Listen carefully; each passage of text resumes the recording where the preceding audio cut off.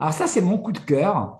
Mon coup de cœur, c'est l'étude Pacifique. Alors, vous savez, on a nos nouveaux, qui sont plus nouveaux, nos anticoagulants redirects qu'on adore, qu'on utilise dans la fibrillation atriale, qu'on utilise dans l'embolie pulmonaire. Et puis, vous avez adoré les AOD, vous avez adoré l'avenir, encore plus.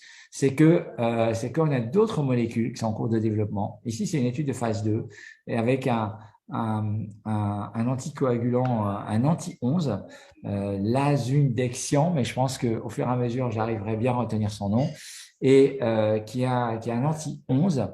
Alors là, on n'est pas encore dans les études de phase 3, mais on est vraiment dans les études de détermination de dose. Il y a plusieurs bras de cette étude pacifique.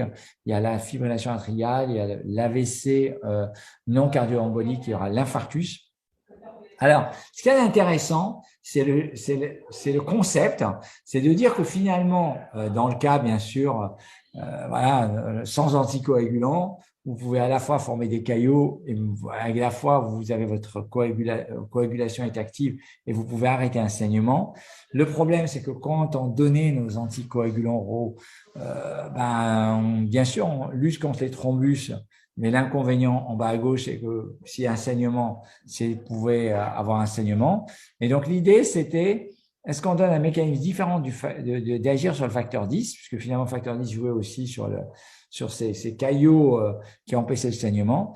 Et l'idée du facteur 11, d'inhiber le facteur 11, serait qu'on agirait plus sur le thrombus et qu'on générait moins la voie des facteurs tissulaires et donc l'activation de la thrombine qui bloquerait les saignements lorsqu'il y a un saignement et les caillots pourraient se former. Concept intéressant, et donc c'est pour ça que l'étude va s'intéresser ici au risque de saignement et ses critères primaires de jugement. Alors, c'est une étude de dose. Donc, ils évaluent deux doses de l'asundexian à 50 mg chez 250 patients, à 20 mg chez 250 autres, versus apixaban. Alors là, on les suit à 12 semaines. Et puis après, il y avait une période observationnelle pendant 2 semaines et c'est vraiment une étude de détermination de dose. Et le critère primaire de safety, c'est les hémorragies selon le critère ISTH, majeur ou non majeur. Et puis, ils sont intéressés à l'inhibition du facteur 11 et également à d'autres facteurs d'efficacité. Alors, la population moyenne, vous voyez, c'est une population en moyenne d'environ 73-74 ans. Et il y a 30% de coronariens, 30% de diabétiques, 30% d'insuffisants rénaux, avec un chasse-vasque, vous voyez, qui est très, très faible, plus faible que ceux de nos études randomisées, qui est à moins de 2 et là, proche de 1 finalement, 1,5 de moyenne.